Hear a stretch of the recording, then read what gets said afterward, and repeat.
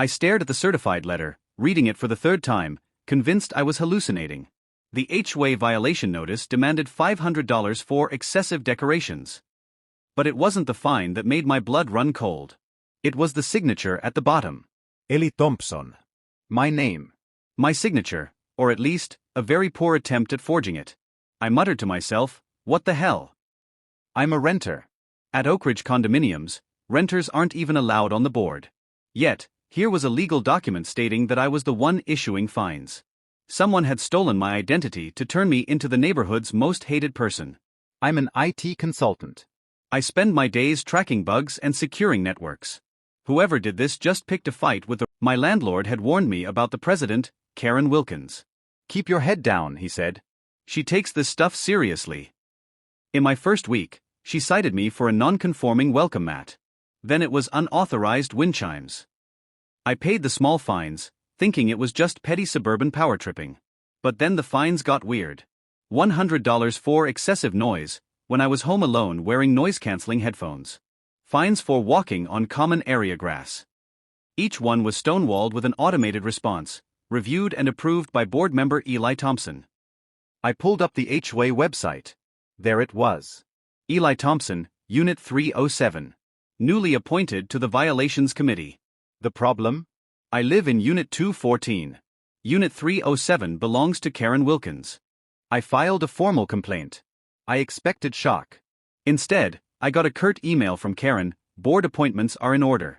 False accusations will result in additional fines. Fine. If she wanted to play, we'd play by my rules. I requested the appointment emails. They were sent from eli.m.thompson@gmail.com, an account I'd never seen. I tracked the IP address that registered the account. It took some technical maneuvering and a favor from a friend at the ISP, but the data didn't lie. That IP address was registered to Karen Wilkins. I wasn't just being harassed.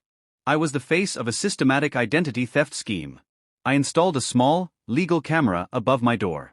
Within 2 days, I caught Karen on video, digging through my mailbox and photographing my porch like a prowler. Armed with IP logs, email metadata, and video footage, I went to the police.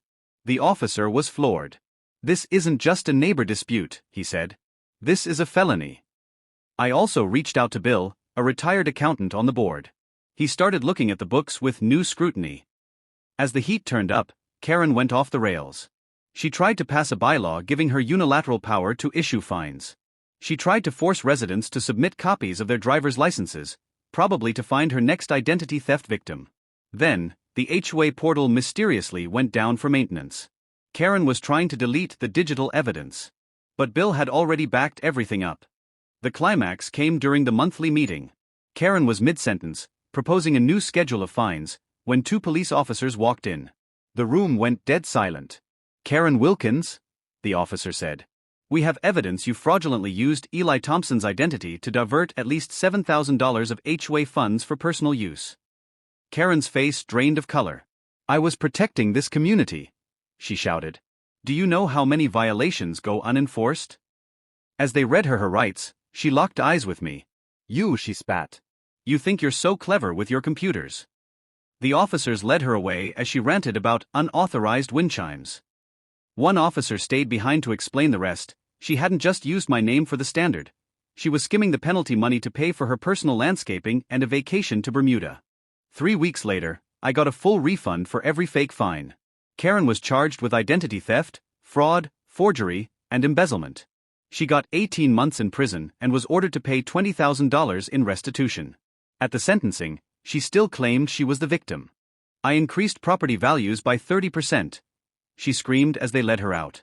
I couldn't help but think, some people should never be given even the smallest amount of power. Because for them, it's never about the standards. It's about the control. Oak Ridge is quiet now. Bill is the new president. He doesn't care about my welcome mat. He doesn't care about the grass.